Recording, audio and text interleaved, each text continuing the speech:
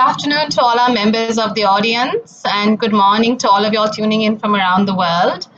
Thank you for sparing your time on this Tuesday afternoon to join the Council for Business of Britain, or the CBB, retail webinar, The Future of Retail, Transitioning from Retail to Consumer Commerce.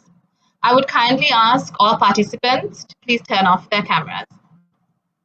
The CBB regularly holds many events for its members and the business community, covering burning topics such as sustainability, urban planning, economic outlook, gender equality, freight and logistics, advice to SMEs, to name a few.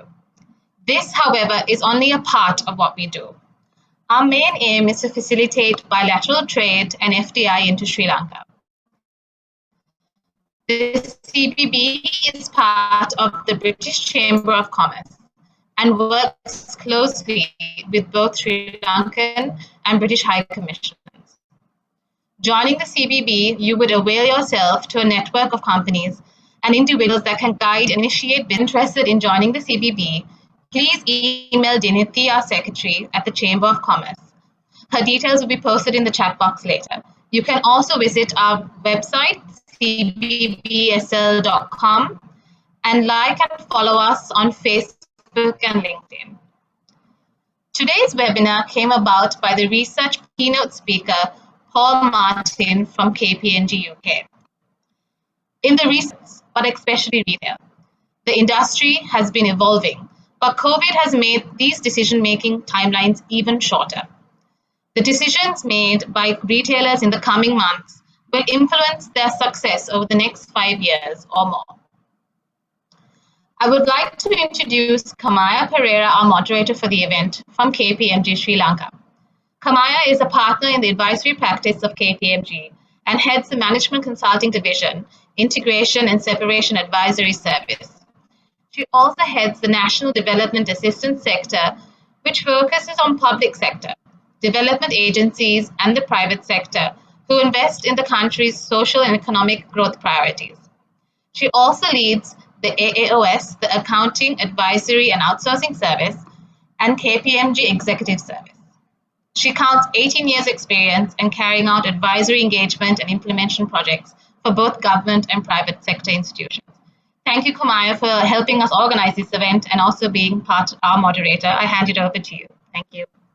Thank you, Amina, for that introduction as well. So I'm going to take over the baton, and on the theme that we have today, or rather today's point of view of transitioning from retail to consumer commerce, we're ready to explore the critical signals of change that we are currently influencing the global retail environment and why the market is changing. And to take this forward, we have an eminent panel organized for you today. And let me take you through by introducing their profiles to you first. So our keynote speaker, as mentioned by Amina for today, is Mr. Paul Martin, who is a chairman, Global Retail Group and UK head of retail.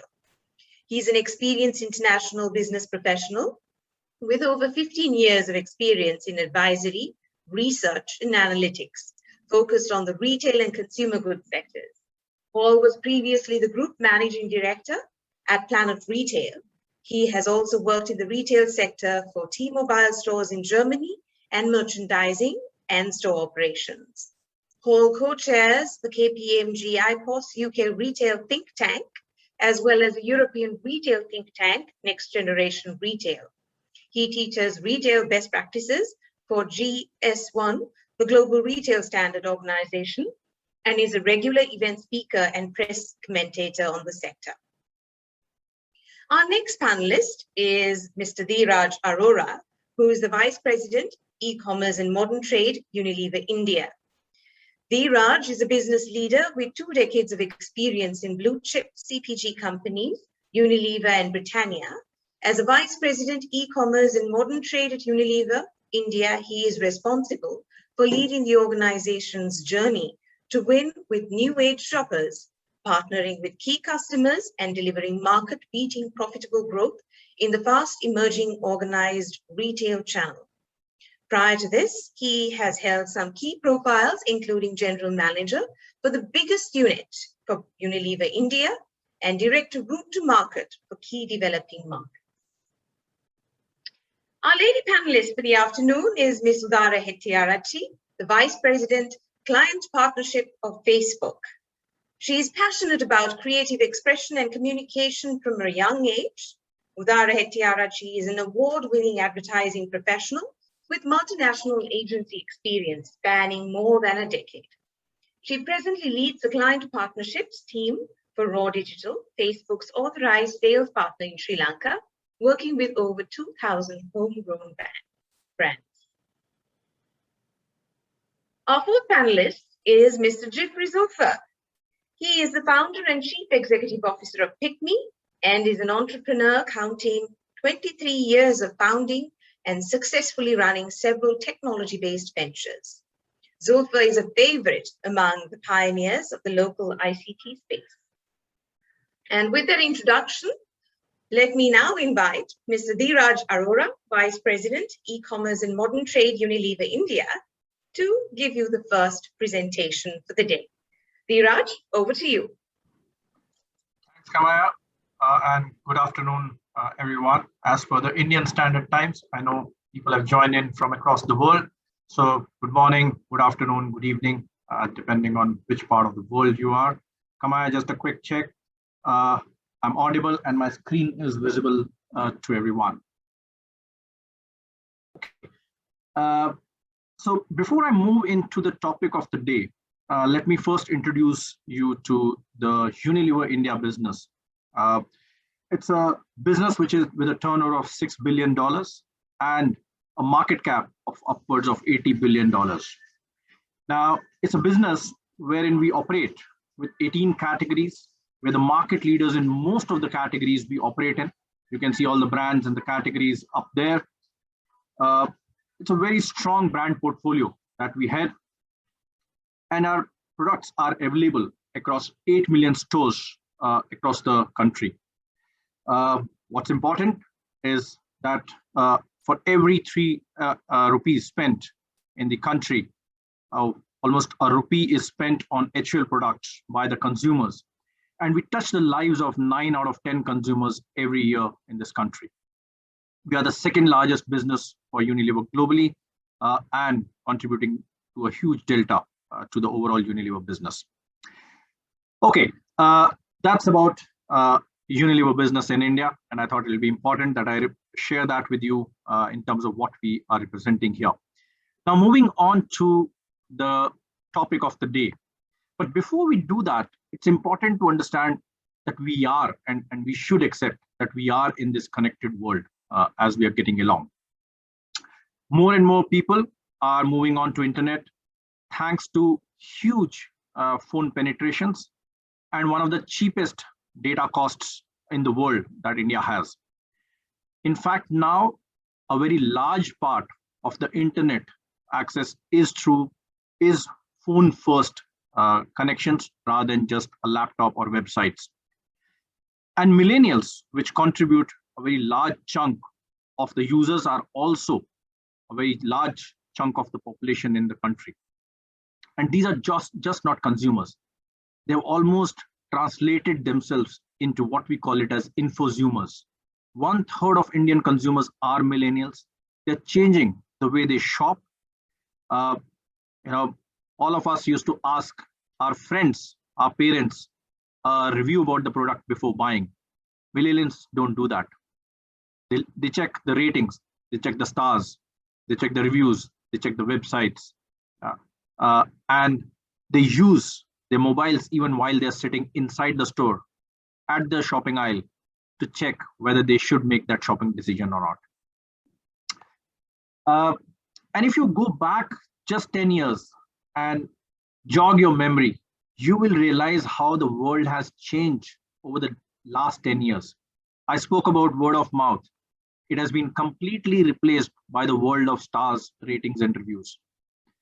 It was ad impressions that were being served. From there, the world has moved on-demand content. And the content itself has changed. The quality of content, the way it is being impressed on the consumers, and even the content which used to be served has moved from on-demand, Look at the way the TV serials used to come versus the OTT platforms. Facebook, Instagram, Twitters are the real content generators today and servers today. Yeah. So the world has consistently and very rapidly changed. I'm not sure how many of you, would recall, but I am one of those members of the generation who have seen a gramophone to a cassette player, to a floppy disk, to a CD driver, to an iPod, and now all of music being served through apps. The entire gamut has changed. And this is the world of connected consumer. The lines are blurring between online and offline very, very rapidly. All of us have grown up learning that first moment of truth when the consumer experiences the product on the shelf. And from there on, the life moved to what we call it as ZMOT, and now a new definition called UMOT, the ultimate moment of truth. ZMOT being when the consumer or the shopper reads about this even before he makes the decision, and the UMOT being when he or she starts contributing to the content. So not only is the content being served, as I said earlier, the content itself is being crowdsourced, it is being generated by the shoppers themselves now. And as we are getting into this journey, there are new glossaries of shoppers which are emerging. I'm not sure how many of you are aware of ROPO and ROPA. Research online, purchase on offline or anywhere. Bimbos, they browse in store, on mobile, but they always buy online.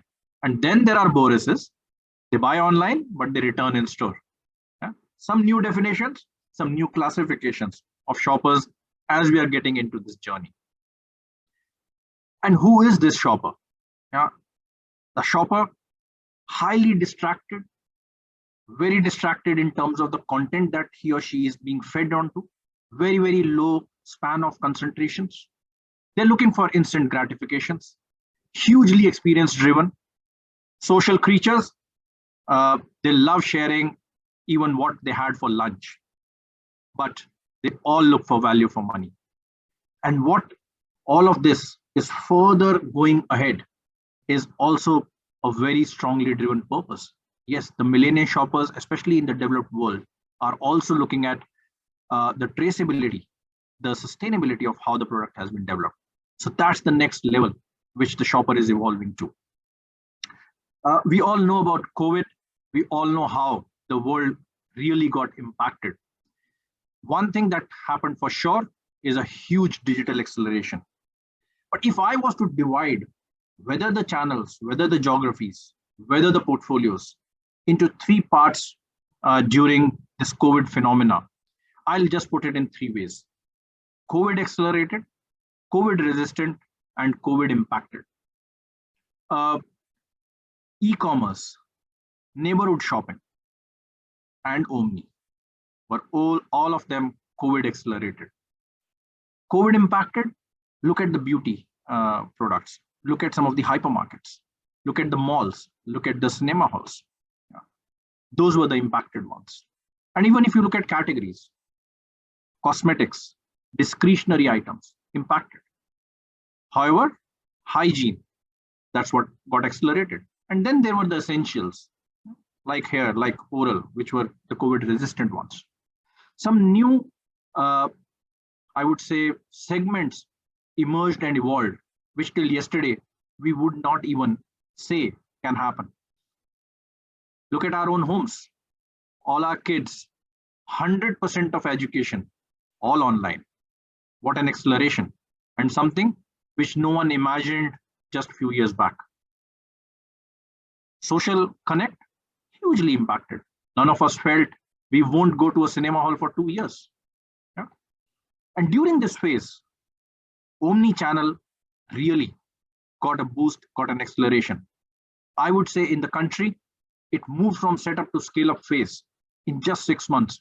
A journey, what would have earlier or otherwise taken anywhere between 3 to 6 years, just happened in 6 months.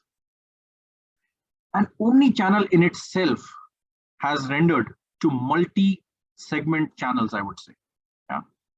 An omni platform where the brick and mortar retailers set their own platforms. Yeah. From being brick and mortar, they moved from bricks and clicks. The other one, a lot of them started participating on the marketplace itself. Some of them use social medias to reach out to their consumers. And lastly, the neighborhood stores itself rendered to a new definition of quick commerce. And not only that, the retailers now started building on hyperlocals, quick commerce experiences for shoppers. Multiple retailers today are talking about less than 30-minute services, deliveries in the country. However, all of this and such rapid transition in the last 1.5 years brings with it a set of challenges, both for retailers and for brand owners. First of all, the shopper started expecting an endless aisle even from an omni solution. However, wherever this experience is being led by hyperlocal, it becomes very difficult to offer such level of assortments. Now, for the retailers and for the brand manufacturers, they had to look at other avenues. A lot of retailers have started working on beyond hyperlocal to say, okay, we will also have dark stores to service assortment, which normally they would not service from the store. The offline and online data streams, merging of these two, I would say is the biggest challenge that both retailers and the brand owners face or are faced with. The seamless integration of all the data, of all the shoppers, of all the phygital experience, it's much easier said than done. I'll give you a very small example. Imagine a shopper in a country where still half the consumers are on 2G networks. Now, for the content to get uploaded, you really have to adapt it for that. And it's a challenge, but you don't realize it till you've faced a shopper with that challenge. And so many such issues which are coming up every morning for all of us. Shoppers are becoming more and more demanding, consistent, convenient deliveries at home, and especially during COVID times, it became important for the consumers to get that safe environment, and they started expecting that level of experience and service. So the retailers, and especially the retailers, I would say, were faced with the challenge of continue to run their stores, but also meet these expectations of the shopper. And last but not the least, both for us and the retailers, a digital first culture. Every system, every process had to be relooked at from a digital first way. And that's something neither we were, I would say, we were not ready for immediately. Yes, everybody was preparing because everybody expected this to happen in 3 to 6 years. Very small example, again, content. The content that is expected from a shopper, from an online experience, every brand content had to be upgraded for an online experience. Something which requires an effort both from the brand side, but also from the retailer side to have the capability to build it. The capability to target the consumers, CRM efforts, all of that required a lot of rejigging from both sides. But as it is always said, it's still day one.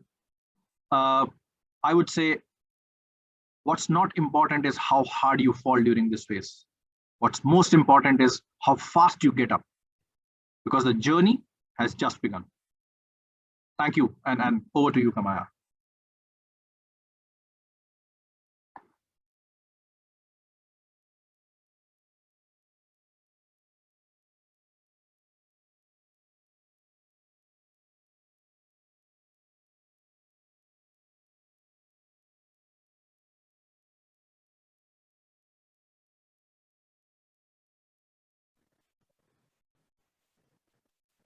Hi, Dheeraj. Thank you for that very insightful presentation. So while we are awaiting the presence of our keynote speaker, we'd like to take you through a few questions. Hope that is okay. Sure. Right. So the first question I would like to ask you is, what do you see as being the key challenges as part of omni transition from brand lens and retailer lens? What do you see the key challenges would be? While I touched upon it, I think the biggest challenge or a few challenges that I foresee, first of all, is the seamless experience. See, if I'm a shopper and I'm used to an offline experience in that store, the moment the retailer starts offering an online journey, my expectation is very similar, just like I had from the offline store. Now that means the assortment, the promotions, the availability, the service, the entire experience, and that's something which is much easier said than done. The time required, the effort required, the processes to be changed for all of this to happen. Imagine a hyperlocal solution. A consumer expects that, just like I walk into the store, I see something on the shelf, I place an order, I get it into my basket, and I take it with me. Very similar thing. Now, I expect that I've seen something and I expect it to be delivered at home. However, now there are two set of shoppers coming into place. Somebody who has come into the store could pick it up first, but I've also shown it online. Now, the fill rates or the availability can get impacted live. This requires a complete setup from from a retailer in terms of how they will make the entire assortment visible, and so on and so forth. So it's a very difficult thing to really meet that consumer's expectation in a very seamless way. He or she will see something online and tomorrow walk into the same store and would expect an experience. Now, how do you do it? And I've seen some of the brilliant examples, and I've also seen some of the not so great experiences. It's a difficult one, and that's true for us as brand manufacturers. It's true for retailers. Look at the content. I walk into a store, I have a promoter, she really tells you how this product can be used, where it can be used, and so on and so forth. Now, I as a consumer is expecting similar detailing or level of content now, and so that you can really help me during that buying journey. The reverse is also true. Now, consumers are walking into the store, they don't want a physical contact of a promoter. They're expecting a QR code to be there on the aisle. They can just scan the QR code and get the same content which was available yesterday online when I was surfing. Now these are, this is leading to a lot of systems process change, new capabilities to be built, new trainings to be done for people, new kind of thinking, and I think it's a very tricky one and tough one to crack for everyone. So Dheeraj, then change is the name of the game then. Constant change. And I think we were forced to experience it, and we still are. Dheeraj, we have a question from the audience, and I'd like to take that up because this is their opportunity to clarify their doubts as well. So the first question, if I may, is coming from Nilantha, and he's asking, what is your simple definition of omnichannel? Can you take this as a channel to service for industry, or is this approach to connect the shopper seamless? Few questions there, I think. Yes. So the definition for me, as I said, and I touched upon it, is a multi-channel shopping experience. Players have used their own websites, they've used marketplaces, they've even used social media to deliver it. They've even used other partners in hyperlocal to deliver it, whether it is on demand capture side or demand fulfillment side. Now, and hence my definition of omnichannel is a multi-channel integrated, and that's a key word, a multi-channel integrated shopping experience for the consumer. And that's my definition for omnichannel. The second question is, can you take it to service for industry, or this is approach to connect the shopper, seamless connect. I think it's a combination of both. It's not an either or. Shopper is expecting an end-to-end service plus seamless journey, and whosoever is able to give it better will be the one who will garner or land grab more and more shoppers. That's how I would put it. Kamaya, you're on mute. Sorry, questions are pouring in, Dheeraj, for you. And the cue to you as well, saying that we are seeing the change in the wholesale trade also getting digitized, like companies like Dawn. How do you think this will change Unilever and the supply chain? Kamaya, just for my check, you're saying wholesale is also getting digitized. Was that That's right. Yes. Okay. Yes. Yeah. So no doubt, we are seeing a significant shift in digitization of route to markets. I will just not say wholesale. I'll say all route to markets. And how will it impact Unilever? I think,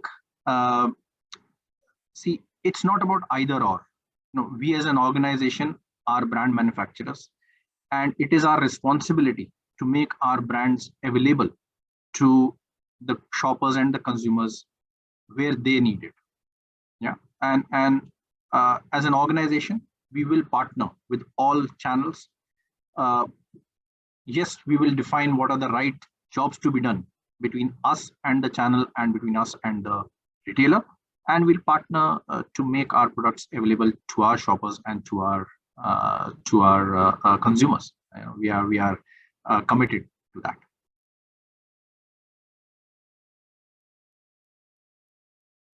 Dheeraj, the last question to you before we go on to our next keynote speaker address, actually. What do you think about the thought that most of the COVID accelerators we are seeing are a bubble created with the situational need? This hype may go down to a greater extent with the normalization. What is your view on this? I think it's a question in most of our heads. Okay. Personally, I would not take either or stance on this. The jury is out. What we've seen, whether it is categories or channels, so if you look at the categories which are extremely high on hygiene, look at sanitizers, look at hand washes, or if I look at channels like e-commerce, Omni, which saw a significant spurt during COVID. Yes, they tapered off a little post-COVID, but they stabilized at a rate which was higher than pre-COVID. And yes, there are certain segments or categories where they've seen almost normalizing at COVID levels. So it'll depend upon, again, what benefit segment, what needs of the consumers and shoppers is that particular portfolio, channel, or sub-segment that it is serving for the consumer and the shopper, and will it last or not? Anything which is really sustainable has to be the right, or has to fulfill the right need gaps of the consumers and the shoppers. And if it does that, it will definitely stay for the long term. Thank you, Dheeraj. And on that note, I bid farewell for a short while. We will meet again.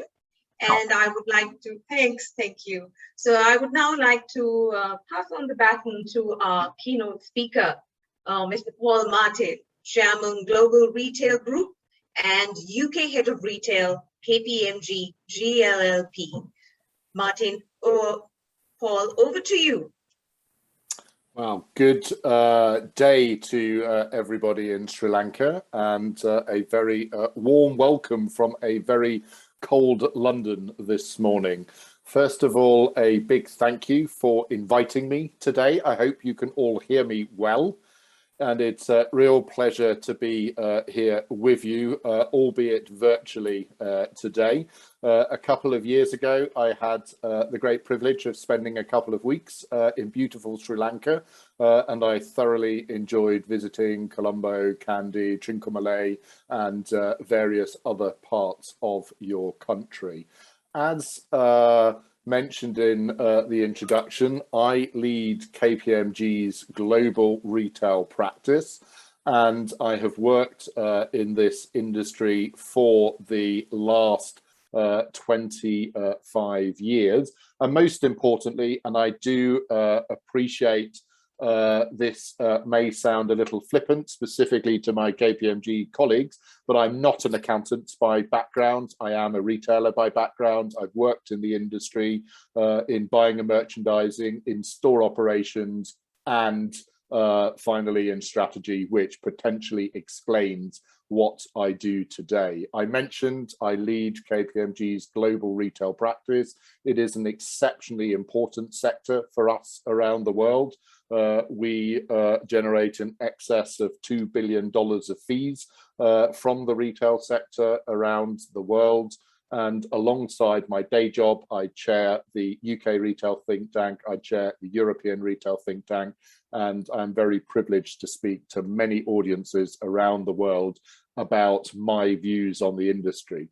And what I wanted to share today was what I call the future of retail, transitioning from retail to consumer commerce, and how you measure success in this environment in the future. Now that may sound like a very big topic, and it is a significant topic. As we all know, the retail sector is going through some very fundamental changes. And let me start off by being slightly provocative and highlighting that I believe the word retail will become obsolete in the next 5 to 10 years, and we will move into what I call consumer commerce. But more about that in a few moments. Let me start with a data overview of where the sector is globally. And I do appreciate in this context, some of the comments I may make will be more aligned to what is happening in the more mature markets, and every market is at a slightly different stage of its evolution. But if you look at the data in front of you and you look at the chart to the left of your screen, this is where you can see consumer spending versus retail spending. And in 2020, for obvious reasons, during the global pandemic, we saw a very significant reduction in consumer spend. We saw many consumers not being able to travel. We saw many consumers not being able to utilize leisure and hospitality options. Dining out was off limits for many consumers around the world due to various lockdown restrictions. But surprisingly, retail spending did stay comparatively stable. And this is a development which has been very interesting over recent years. We had seen consumer spending grow by single-digit percentage points every year, and retail spending had stayed largely stagnant. But whilst consumers were not able to spend the same amount of their disposable income on various activities like dining out, like traveling, which of course all impact the consumer wallet, consumers still had to consume food, and a lot of that spending was restricted to in-home consumption. And if I look at the UK, my home country, as an example to bring this to life, in 2019, pre the COVID pandemic, we saw minus 0.6% growth. In 2020, contrary to a lot of the media headlines we have read, we actually saw 0.5% growth, and that growth in 2021, according to our forecast, is projected to deliver 8.5%. So a very significant rebound a lot of pent-up demand is being unleashed on the economy through the consumer. If you then look to the right upper graph, this is where you can see over a 10-year period which channels have been growing at which speed. And I only caught the end of Dheeraj's presentation, but he was speaking about online and how important online has become. And unsurprisingly, e-commerce has been the fastest growing channel around the world, the only channel growing at double-digit growth ratios. And yes, the million-dollar question remains, is that growth here to stay? And yes, I do believe that online will continue to grow. Will it see the same growth trajectory as last year? No, but a lot of that growth that we have experienced is here to stay. And in many markets, we have seen the online penetration ratio double. If I give you the data from my home market as an example, again, we had about 18% online penetration pre-COVID. That skyrocketed to nearly 30% and hit its peak in April of this year when we were at the height of our third lockdown in the UK, and that will continue to grow. It is important, though, to highlight that the online growth trajectory will continue, but I don't believe, in contrary to some commentators, that it will take 50–60% of the overall retail expenditure. Our forecast in mature markets like the UK, like the US, and of course China and South Korea, the two most penetrated markets, that penetration is likely going to be 35–40%. That means the store environment will remain of critical importance. And what we need to be really clear about is that in this context, we are increasingly living in a hybrid world where online and physical have to work alongside each other.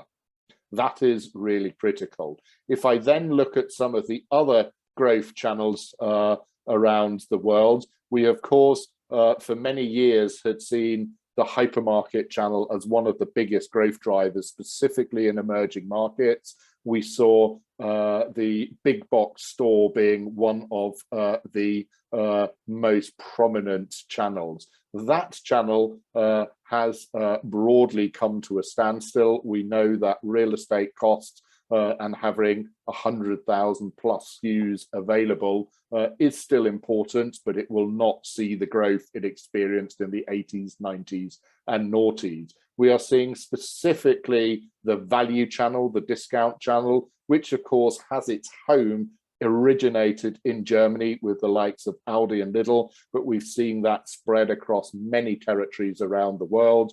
In the United States, the dollar channel, a very prominent channel, and that really drives the value mission. Many consumers are looking for the cheapest price, and that channel, of course, caters very well for that shopping mission.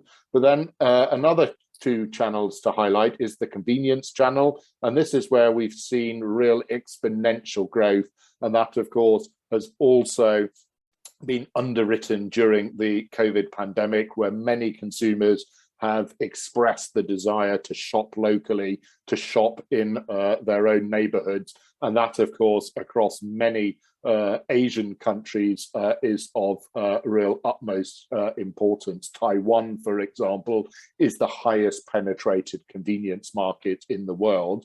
But we should also not forget the importance of traditional channels in many markets, Sri Lanka, India, Pakistan being really good examples of this, where we still have many kirana, many local traders that have increasingly upped their game and have catered for that proximity shop over the last 12 to 18 months. And then a final channel to highlight has been specifically in the home and garden space. We know in many geographies around the world, as I've highlighted, consumers have spent more time at home and therefore are utilizing the product offering to improve their homes, their outside spaces.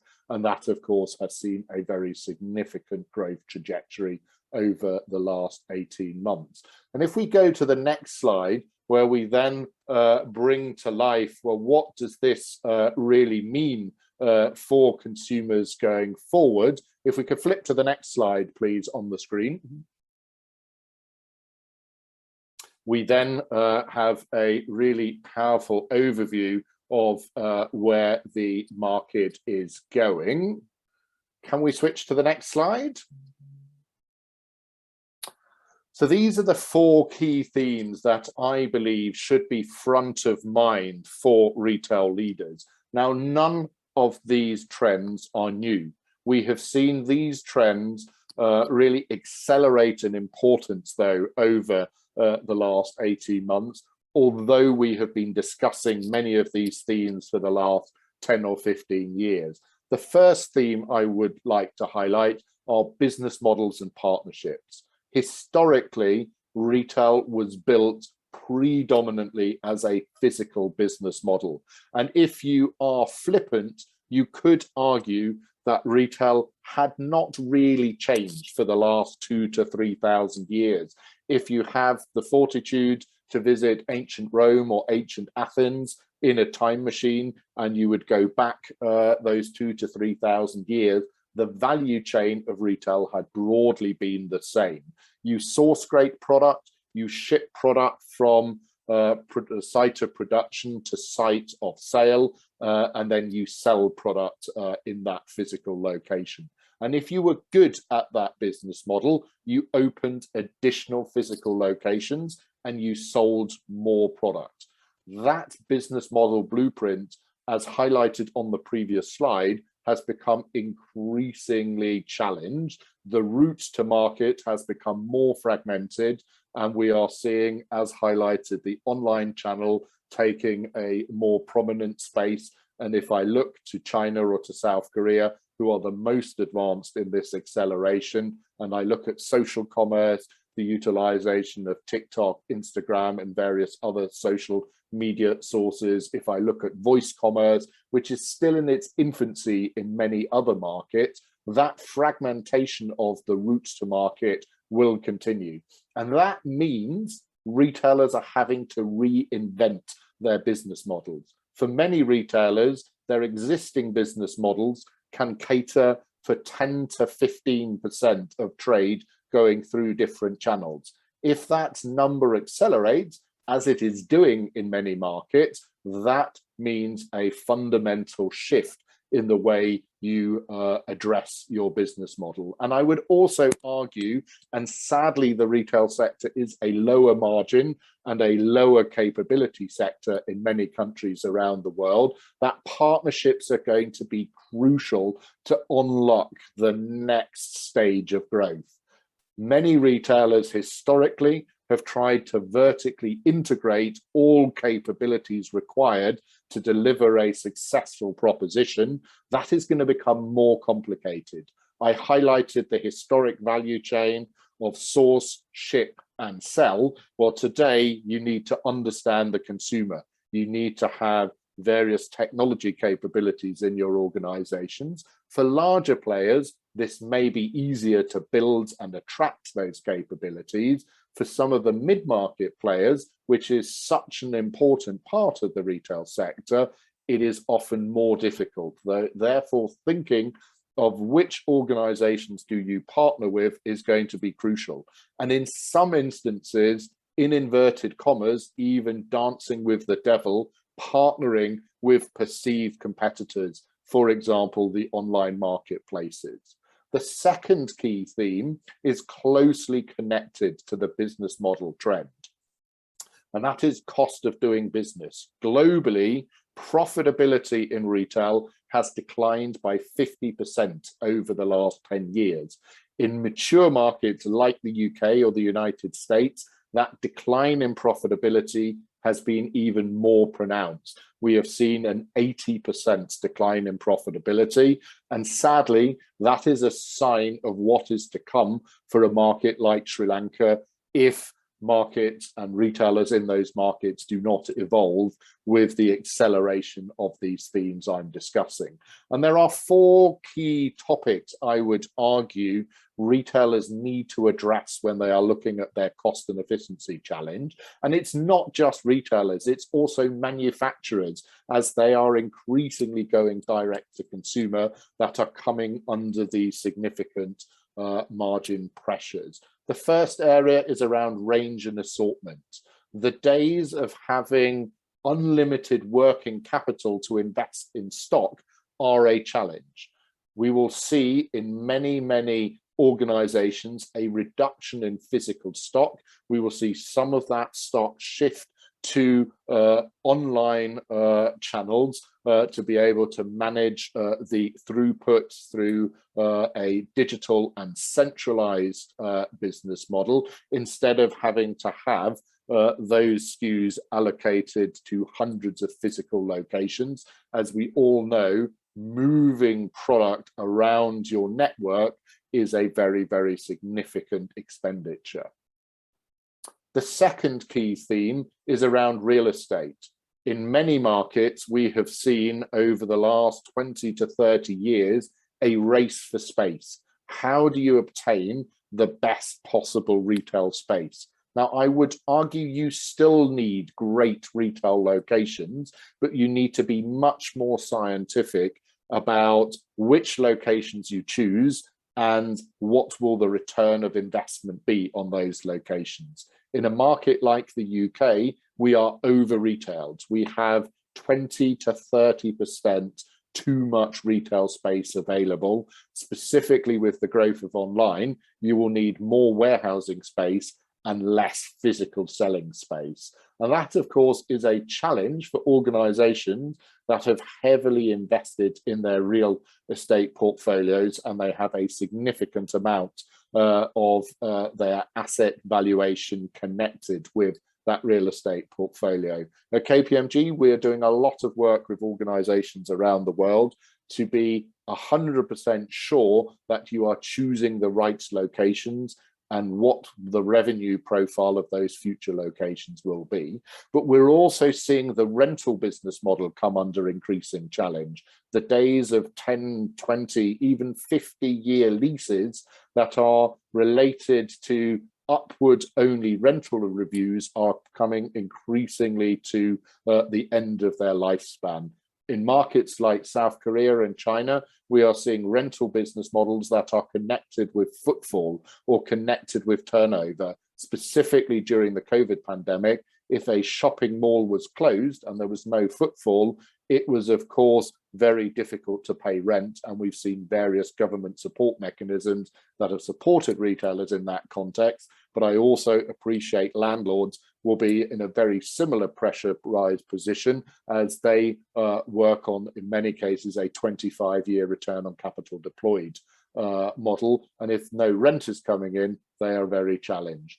The third key area we need to address from a cost and efficiency perspective is the workforce. I appreciate this is a very emotional topic, but in the UK, for example, the British Retail Consortium, the trade body representing the industry, highlighted 4 years ago, we are likely to see a 1 million job reduction over the course of the next 10 years. And the UK employs 3.5 million people in the retail industry. After the public sector, it is the largest employer. But we are going to have to ask ourselves the question, where does the human being add the most value in the value chain I described earlier?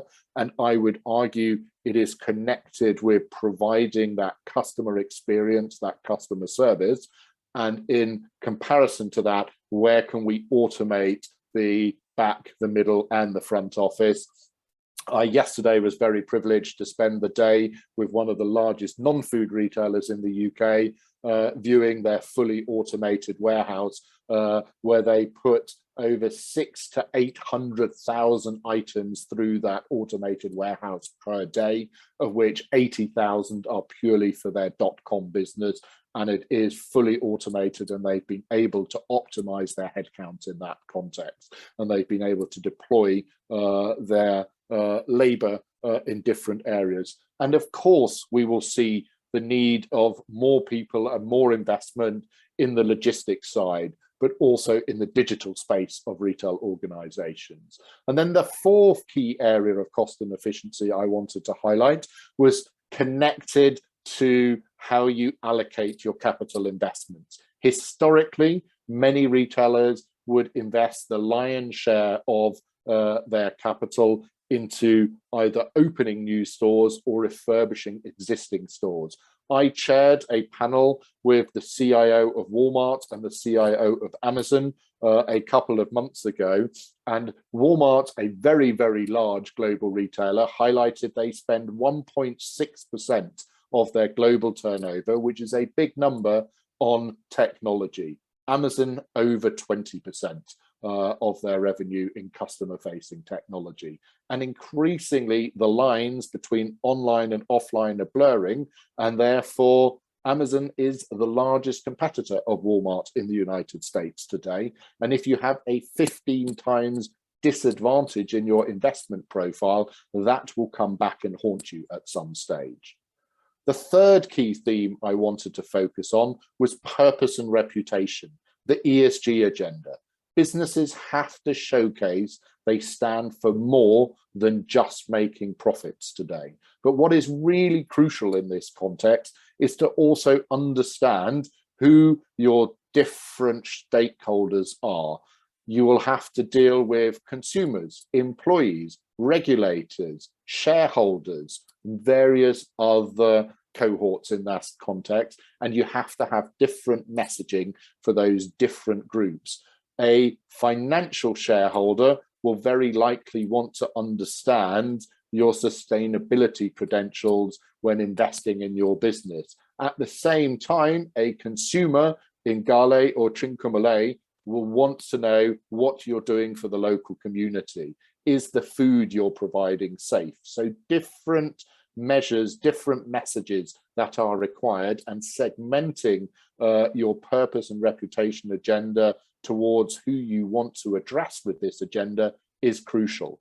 And that leads me to the final key point, and that is, of course, the consumer. For decades, if not millennia or centuries, retailers were all about great locations and great products. Well, guess what? You still need great locations and great products, but you also truly need to understand who she or he is you're interacting with. For many, many years, it was all about great products, open the doors, and the consumer will come. Today, you are increasingly competing against businesses that don't have a legacy in the physical space, and they will know an awful lot about the consumer, and they will be personalizing their offers, personalizing their messaging to those consumers. To bring this to life, last year, the BBC, with their Panorama program, which is an investigative journalism program, launched a Freedom of Information Act, which is a governmental request vehicle which you can launch, and they requested, the editor of this program requested from Amazon how much data was held about him in over the last 5 years, and it was over 45,000 data points. That just showcases how well known how well they know you as a consumer. So those are the 4 key themes that I believe should be top of mind of retail executives. And if we go to the next slide, this then showcases how I believe the market is changing. And this is where I see 7 different types of business models. At the top of the triangle, you can see platform ecosystems. And we see some of the large platforms that, of course, being based out of Seattle in the United States or being based out of Guangzhou in China, they have increased their market share during the pandemic. But they, of course, are taking more and more consumers under their umbrella by offering more products and services. We then see multinational retailers that are increasingly trying to become platforms, and they are selling both products and services, but increasingly they're also trying to monetize other components of their value chain. They are selling their supply chain capabilities, their IT capabilities, their marketing capabilities to other retailers. So those are the top two business models at the top of the triangle. And then you go to the left side of the triangle where we see true omni-channel players. And true omni-channel means you are channel agnostic and customer centric, but you will have to have a very, very brutal cost and efficiency agenda to be able to pay for the investment in technology that you require. And the national heroes sit in the middle of this group of business models. Many of the well-known brands of the high streets around the world we know, but they are facing more pressure from brands that are going direct to consumer. Many of the FMCG organizations are trying to bypass the retailer and going direct. Now, we know if you operate a B2B2C business model, you're not always going to be an expert in B2C, but increasingly they are utilizing the platform capability I mentioned earlier as a platform as a service to really drive that proposition. And then at the bottom of this stack here on the left side of the screen, you can see value-based players. They are generally more efficient in their operating model. They have a longer runway, but they are going to have to crack the online conundrum.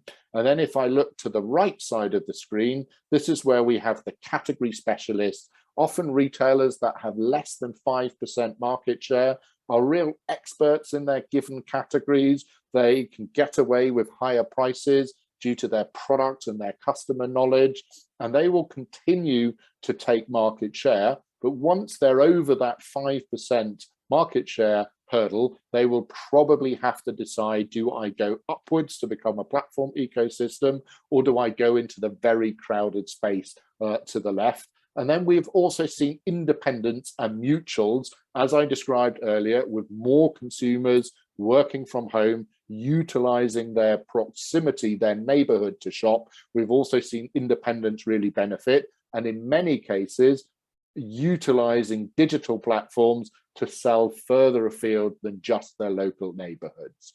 So these are the 7 types of businesses that I believe will win in the future, and businesses have a choice to make. You have to choose either one, or you can be more of these business models to transition to the consumer commerce ecosystem. And as you can see from this triangle, FMCG, retail, online are all blurring into this one ecosystem of consumer commerce. And that is why I believe the word retail will become increasingly obsolete. If we go to the next slide, this will then showcase, well, how do you transition from today to tomorrow? At Kpmg, we have done extensive research at transformation journeys within the retail sector, and we believe there are 8 key capabilities organizations need to be good at when you move from today to tomorrow. I'm not going to spend ages explaining the detail here. I wrote a paper called The Future of Retail, which you can download at kpmg.com, or you can link in with me or email me, and I'm very happy to share this with you.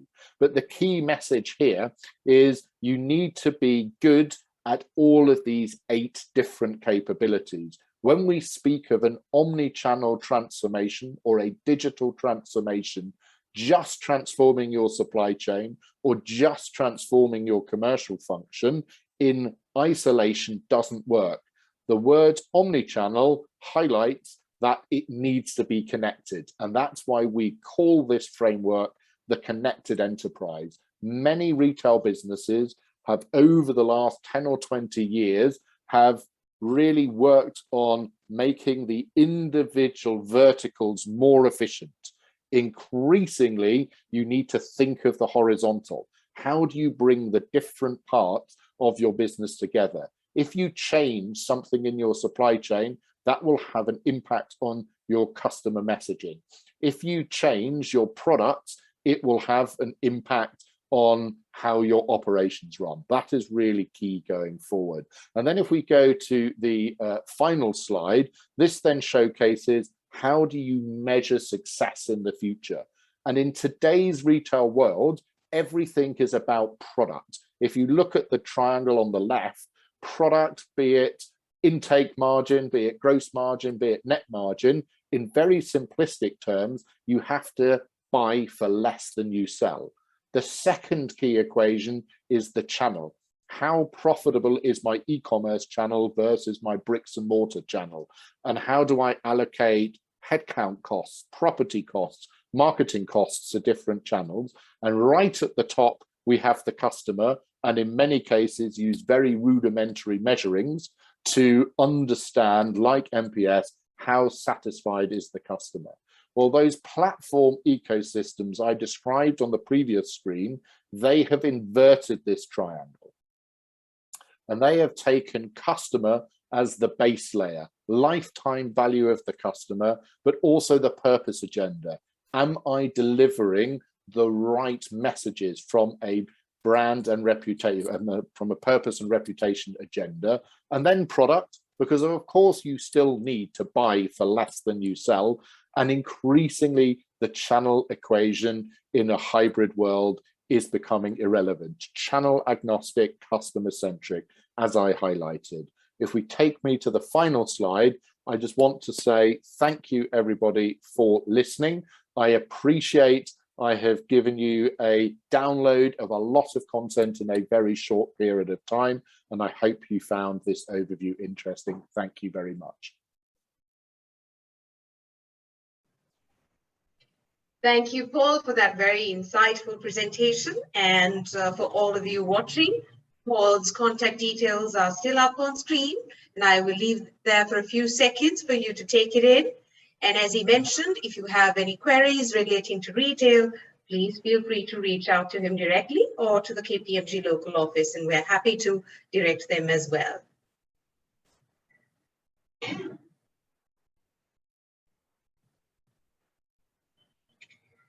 Right, so now let's, I warmly welcome back all our panelists for the evening. If you could very kindly switch on all your cameras.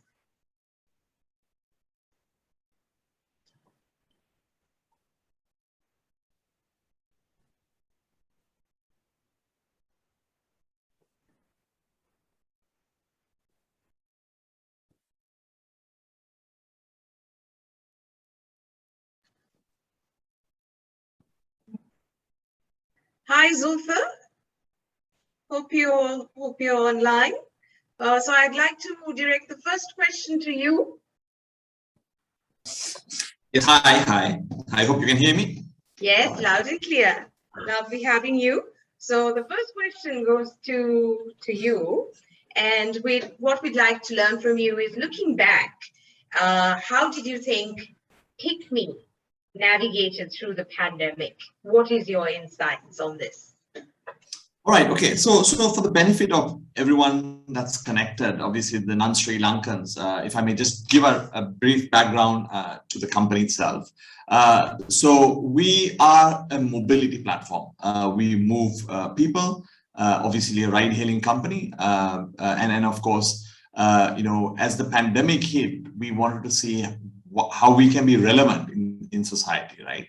And of course, at that time, 2 years ago, we only had ride hailing and our food delivery business, right? So essentially, a company that was just doing food delivery and moving people. And of course, as the pandemic hit, of course, Sri Lanka went through some severe lockdowns. We call it curfews in this part of the world, and not a human being was allowed to walk in the road. So trying to stay relevant and ensuring that we as a company, contribute to the country and to the people, we thought to ourselves, how can we help the people of our country? And that's how, our marketplace was born, right? We in fact launched about 3 products during the lockdown. So one was the marketplace. One was our courier services. It's a peer-to-peer courier services that we launched through our mobility platform. And then, of course, we launched something called what we call the last mile portal that allowed companies, small and medium companies, to do to carry out their own deliveries, right? So essentially, trade can happen through other platforms, but we would actually do the last mile portal. So I think that's how we went we went on and contribute to the ecosystem during the lockdown.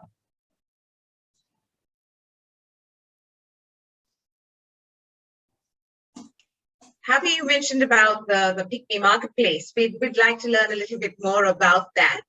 And I'm sure our viewers would too, joining in from different countries. And if you could also tell us, what are the key driving forces that you encountered, both as a retailer and from the customer end, when it comes specifically to Kpmg marketplace? Yeah, so we became an enabler, right? So we as a platform, we became an enabler for traditional companies to trade on our platform, right? So I mean, if every one of you have used the food ecosystem, a food delivery app, it's just changing the food delivery app into a more marketplace delivery app, right? So we've seen this around the world also taking place, and essentially we just pivoted to make sure that we could also do delivery of groceries, delivery of stationaries, even bed sheets and whatnot, right? At a lockdown, we ended up delivering everything. Even in this part of the world, gases are delivered in cylinders. So we used our technology to efficiently route some of these products to consumers' homes, and that's how we went about doing it. And I think to answer that question, I think the business has been doing well. We see adoption. We've seen, I think some of the speakers did talk about the adoption of technology, and I think during the pandemic, the award for digital adoption should go to COVID, and I think that sort of helped us sort of evolve into that space. I think, in my opinion, it's here to stay, right? I think people have experienced it, and most people loved it, right? I think it's here to stay, and I think going forward, as a company, Diraj talked about delivery in 30 minutes and whatnot. I think that's the future, right? I think as more and more people stay at home, they would want to press a button and make sure that the goods they want come to their home. Thank you, Zulfer. And as Diraj mentioned, Q-commerce is probably here to stay and started probably during the pandemic and accelerated as well. Thank you for your insights. I'd like to move on to Udara now. Hi, Udara, if you could turn on your camera and come online. Hi, can you see me? Yes, yes. Thanks, Udara. Thank you so much. And the first question to you. So looking back, how did Facebook support the retailers during the pandemic? And how was the uptake of the businesses going online through Facebook? In other words, was there mass digitalization? If you could share your experience around this. Yeah, sure, Kamaya. I think that's a really great question. First of all, I think among the many initiatives that Facebook did develop to combat the pandemic, the most noteworthy one, I have to say, was the launch of Facebook and Instagram shops, which is now, I think, a very widely used feature globally as well as locally. And as the Facebook ASP for Sri Lanka, we have seen many local businesses really embrace this feature across a multitude of industries, I would say.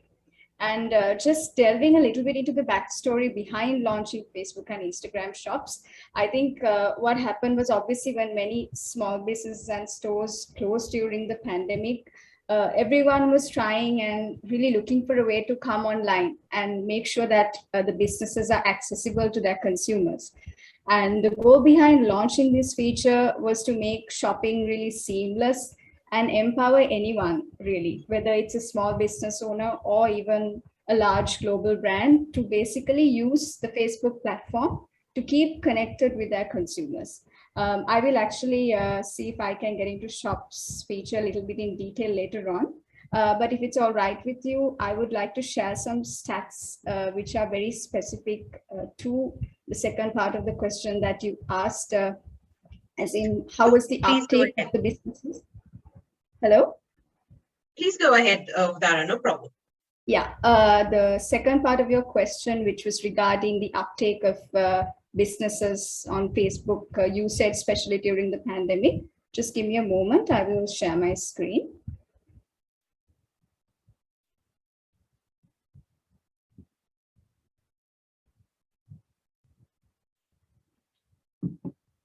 Just a sec.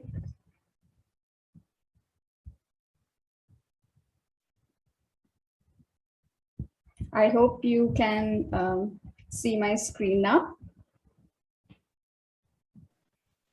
Not yet, Zara, not for me. Is it visible to the others? I don't think so, Zara. Shall we try uploading again? Yeah, give me a second. Is it visible? It's visible now. Something is coming. Yes. Yep. Give me a second. I'm sorry, I'm seem to be having a small difficulty. Just a sec, gonna try one more time. Sure.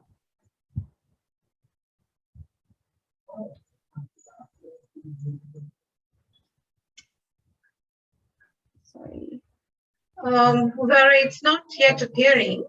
Shall we come back to the stats in a few minutes if you're okay? Yeah, the thing is, I can see the screen, but I'm not sure whether you can. We see it now, but it's moving. All right. Okay, now it's good. Okay, lovely. So sorry about the technical difficulty, guys. Actually, coming back to this particular study, this study is actually commissioned by Deloitte some time back. And the purpose of and the objective of the study was to basically understand how consumers are using digital tools to adapt to the outbreak of COVID-19 specifically, right? And how they really chose to stay connected with businesses. So this particular survey of the consumers happened across 13 studies in July of last year. And these are stats which are specific to Sri Lanka. Actually, if you look at the statistics here, the first slide, you can see that nearly 8 out of the 10 shopped online, and half of the consumers who were surveyed here increased their online spends as well. And next, if you look at the influence of digital tools per se, if you look at the developed markets that are also highlighted here, as well as the non-development markets, you can see that Sri Lanka, in terms of impact of the digital tools, was at its highest versus all the countries that were surveyed on this list. And moving on to social media usage, particularly during the pandemic, there was quite a high number of usage on social media versus search and other messaging apps as well. And also, very importantly, I want to highlight that in developing markets like ourselves, social media was a key mode of communication that people use to stay connected with businesses. And Facebook really played a large role in this particular scenario. And you can see that Facebook family of apps like WhatsApp, Facebook, and Messenger were key modes of communication that people really used to stay connected.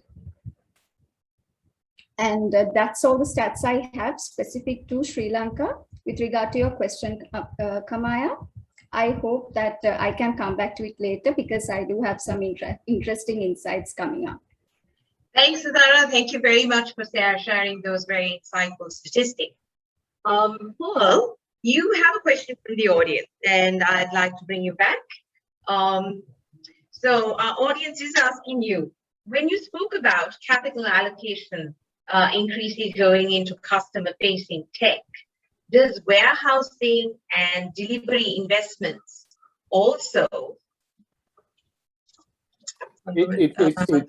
Kamaya, thank you for that question. And when I highlighted the need to pivot capital allocations from stores to technology, I didn't just mean customer facing. It is technology in its entirety, but specifically technology relating to the consumer and technology relating to supply chain and logistics.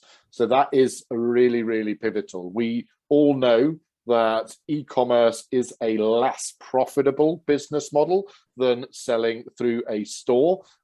We all know that if you go to a store, either drive, walk, on a bicycle, you walk through the store, you check out, you take the products and you put it into your car and take it home. That, of course, is less expensive than the retailer having to do this for you, because the retailer has to cover those labor costs, has to cover the transport costs, etc. So therefore, making that last mile more efficient is going to be really key.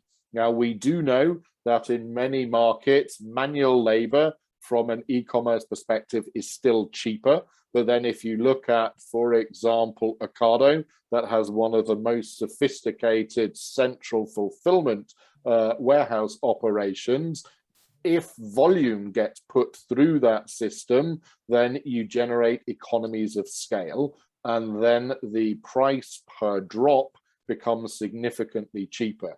But we've also seen, and this is where the UK has possibly built the most customer-friendly e-commerce model, but the least profitable, is maybe not being as smart as France, for example, where we have a very significant click and collect or click and drive proposition, where you as a consumer still have to visit the store, but the shopping will then be brought out and put into the back of your car or your other transportation vehicle. So there is a lot more work and thinking that is going to have to go into how do we make the e-commerce model profitable. But what is absolutely at no doubt is the requirement to invest in technology in this context. And I mentioned I visited a fully automated warehouse just yesterday, and it was very, very intriguing to see how the people, the headcount cost was able to be reduced. But it's not just saving on people,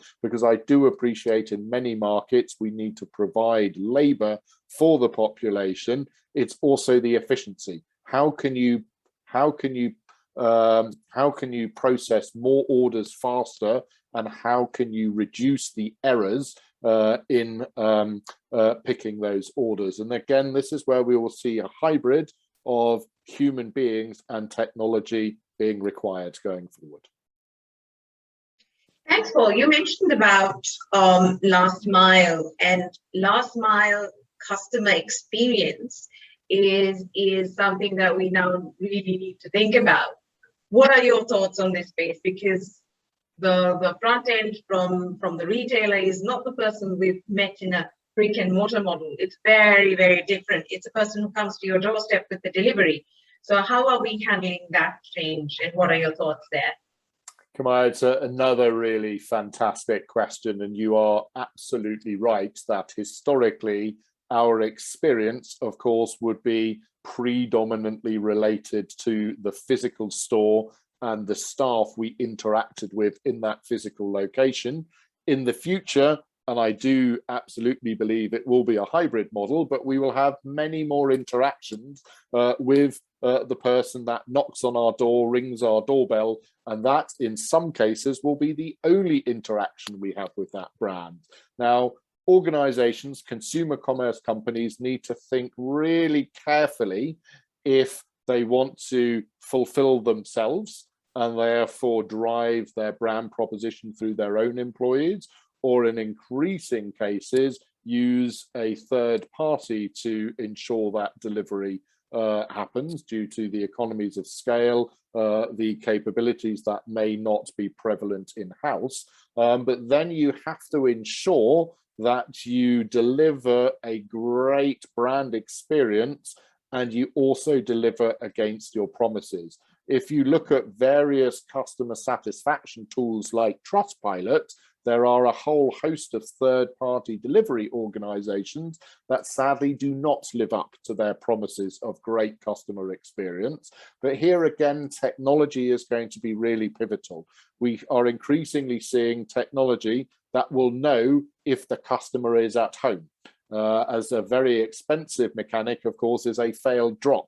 And if you have to re-deliver as the customer's not at home and you have to go a second or a third time to deliver that, And there is technology in various markets that can now showcase through geofencing, will the customer be at home at the time of the delivery, which of course during COVID was easier as most of us were at home. But of course we are slowly returning to our workplaces around the world. But we're also seeing, and returns are a real big challenge in the e-commerce space. Germany is the returns capital of the world pre-COVID. 44% of all products were returned in an e-commerce order. We are now seeing artificial intelligence being used. If you order shoes, footwear is a highly penetrated category that will roughly know your size. And we see some consumers ordering 5 different sizes to make sure one size fits, and they send 4 sizes back. That, of course, is something that is not a profitable model for retailers. So using technology both to drive customer experience, but also to drive efficiency is going to be pivotal going forward. Thank you very much, Paul. And with your insights, a new question came into mind, which was how are we going to deal with the increase in customer returns? Being online, meaning returns are coming on. But we'll take up that question a little later, Paul. Thank you very much. So I'd like to move on to Dheeraj now. Dheeraj, would really appreciate it if you could give us some insight as to what Unilever's strategies were to be ahead of the game and ahead of the competition. What are the key digitalization strategies that Unilever adopted? We'd like to hear from you. So I'll answer this in multiple parts. See, first and foremost, especially for the India business, see, let's appreciate India as a market is behind the curve when it comes to both digital adoption and e-commerce. So we had the privilege of always dipping into the larger Unilever ecosystem, dipping into the countries like US, parts of Europe and China, who are way ahead of our curve, and very proudly and shamelessly copy with pride all the best practices from there. So that's one thing that we have done very effectively. Second, as an organization, we have an entire agenda running around Reimagine HUL, which is all about the digital space, and it has a multitude of facets, including consumer and how we also partner on the RTMs.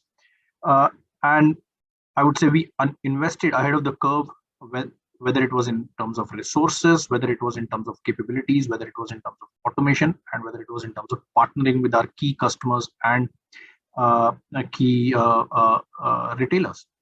And that's something we've done very effectively. And as a result, we have, I would say, been ahead of the curve. Our market shares in online spaces are higher than our market shares in offline spaces, and hence some of these investments that we made ahead of the curve have really given us the joy.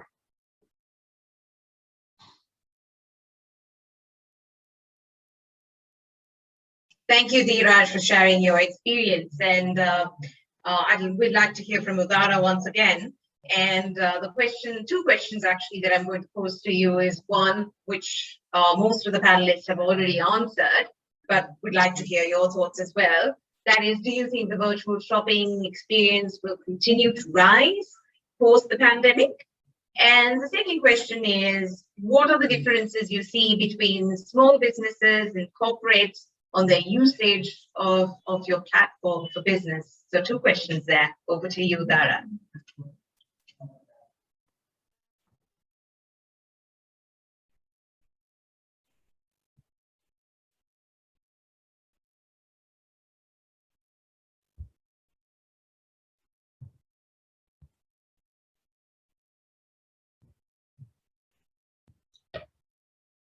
Hi, Kamaya.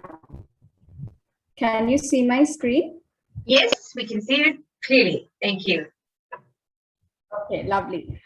So sorry about the mishap earlier about sharing my screen, but hopefully you can see everything clearly now. I couldn't switch to presentation mode, so sorry about it. So Kamaya, I think that's a very really good question, and a lot of people seem to have a lot of different theories about it. And I think Mr. Martin and Dheeraj and also Zulfer highlighted very specific examples from their industries as well, right? So when it comes to Facebook, right, I think we have done our own studies on the platform and really understood how this has affected consumers who are online, basically. And we found out that this particular pandemic just brought an influx of new spending online, and around 27.6% of e-commerce retail sales grew by over a quarter in 2020. And apart from that, we saw nearly 173 million of additional buyers who joined the digital marketplace around the world while this growth happened. So that's something very specific that I want to highlight here. And I think even people who or audiences we normally don't see online. I'm going to talk specifically about my mom, who had never shopped on an app or bought anything online. I think now she is so used to virtually obtaining services and products. It's really difficult to see her go back. And she herself tells me that this is something that she will continue to do as well. And another very interesting insight I want to share with you. Actually, this particular study was done by eMarketer. It predicted that in 2021, we will see a continuation of this trend. And we are forecasting actually that global retail e-commerce sales will reach up to 4.89 trillion, which is an increase of 14.3% year over year, which are driven by 2.4 billion of global digital buyers, which is a 4.3% increase from last year. And very specifically, if I were to mention some stats, by 2022, we can expect 1 out of every 5 purchases to take place online. And all of this acceleration, I would say, will translate to sales growth. But to really capitalize on the growth, I think we will really have to reimagine more of customer retention strategies and see how we can keep customers who are buying online engaged, and also keep recapturing customers who shop with us. Otherwise, it's going to be tough retaining their attention. And one more thing I want to highlight very specifically. Kantar really predicted that e-commerce share of local CPG sales wouldn't double until 2025. Well, in that case, the future actually came early, because we are right now where we are supposed to be in 2025. And right now, e-com accounts for around 13% of all CPG sales globally. So basically, we are living in the future because of the COVID-19 pandemic. And those are the stats that I wanted to share with you. I hope it was clear to you. And also, Kamaya, I think apart from this trends and the points that I shared, brands really need to stay, I would say, on high alert to be more vigilant and harvest the fruit of this massive acceleration. And we are seeing the competition is so high. So whether it's employing risk mitigation strategies, or I think really getting to know and understanding your customer, which was the 4th trend that Mr. Martin spoke of, and also keeping focused on these basic conversion boosting practices, such as it can be improving your site's load time, enhancing your app experience, and so on, will go a long way. And also, I want to highlight something very quickly. One way to really future-proof the e-com business is to focus on mobile optimization, because mobile shopping is witnessing a major growth, and all of our platform experiences are really geared for a mobile-first experience. And I think this trend is likely to continue definitely. And I think from a consumer psychology point of view, it only takes about 6 weeks to create a habit.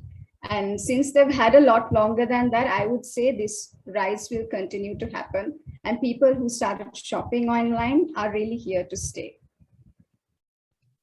Thank you, Dara. And I think we've come to the end of the session, unfortunately. Lots of questions are still remaining. And if you have any further questions, we do encourage you to drop them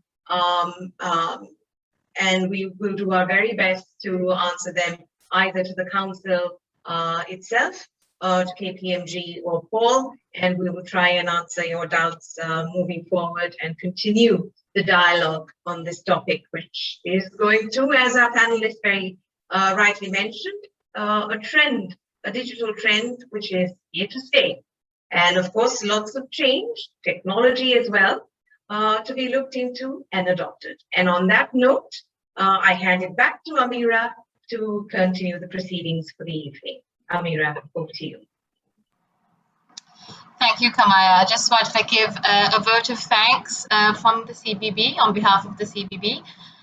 Thank you to KPMG, Sri Lanka and the UK. Paul Martin, thank you for agreeing to be our keynote speaker and letting us use your research. Kamaya and Aruni from KPMG Sri Lanka, thank you for helping us organize the event. Paul, it was a very insightful presentation and I'm sure everyone who watched took a lot home from it. Harsha from Unilever Sri Lanka, thank you for introducing us to Dheeraj from Unilever India. Dheeraj, we really appreciate you agreeing to be on this panel whilst being on holiday. It was very interesting to see how the retail industry is evolving in India. Udara from Raw Digital and Zulfer from Kpmg, thank you for sparing your time in your very busy schedules and rearranging your day to be part of this panel. We truly valued your thoughts and insights. And thank you for the CBB event and communications team, Icon Media and Dinity from the Chamber for all the support in organizing this event and all the hard work that went behind the scenes. And thank you to the audience for your participation and for your questions. I hope you enjoyed this webinar and learned a lot from the leading change makers in the retail industry. If you are interested in joining the CBB, please email Dinity, our secretary at the Chamber of Commerce. Her details were posted in the chat, or you can visit our website, cbbsl.com, and follow us on Facebook and LinkedIn. And as Kamaya said, you could also direct any questions that you have through those channels. This event has been recorded and will be available on our YouTube channel, which you can subscribe to as well. Didn't say that earlier in case everyone drops off. But thank you and good evening, and I hope everyone had a pleasant day. Thank you.